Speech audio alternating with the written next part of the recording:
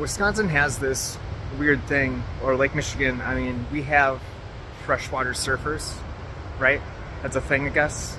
I mean, the waves never really get that big here, so it was always just kind of interesting to be, you know, like, how are you even surfing? Anyways, but the waves today are actually pretty nice. Just walking out of the woods here.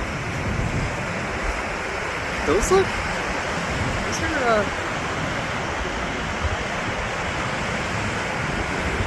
like, it's been a while since I've seen waves this big on Lake Michigan.